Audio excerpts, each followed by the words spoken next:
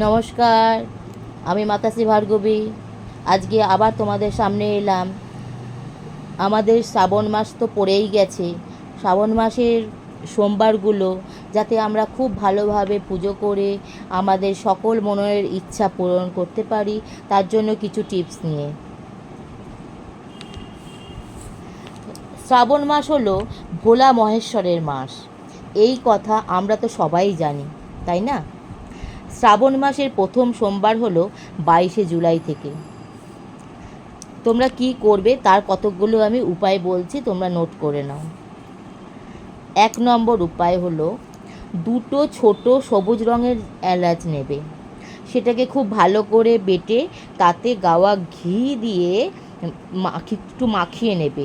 সেইটা যদি তোমরা সারা মাস জুড়ে শিবলিঙ্গের উপরে 1 ফোঁটা করে টিপ দিতে পারো, তাহলে ব্যবসায় উন্নতি অবশ্যই হবে। ওই একদিনকে তোমরা মেখে মানে ওটা বেটে রেখেছো, রোজই লাগাচ্ছ, ওটা নয় কিন্তু। প্রত্যেক দিন ওই দুটো এলাচকে, সবুজ রঙের এলাচ বাটবে, একটু ঘি মাখাবে, মিশাবে, মিশিয়ে তারপর টিপটা দেবে প্রত্যেক দিন একটা, প্রত্যেক দিন, ঠিক আছে?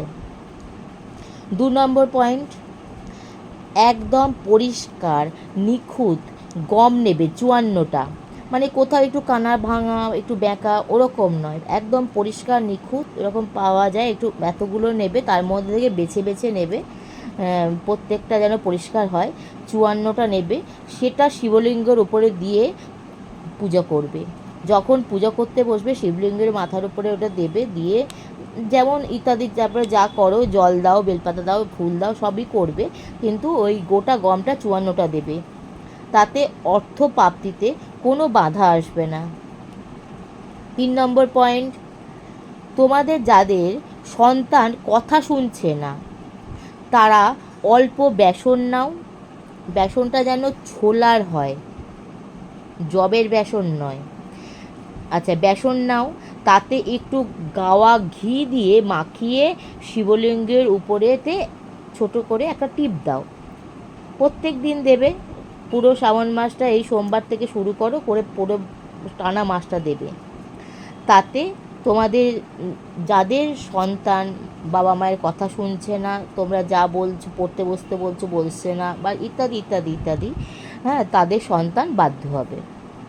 4 নম্বর পয়েন্ট, 54টি গোটা মুসুর ডাল নেবে, মানে আধখানা নয়, গোটা গোটা মুসুর ডাল নিয়ে শিবের মাথায় দাও।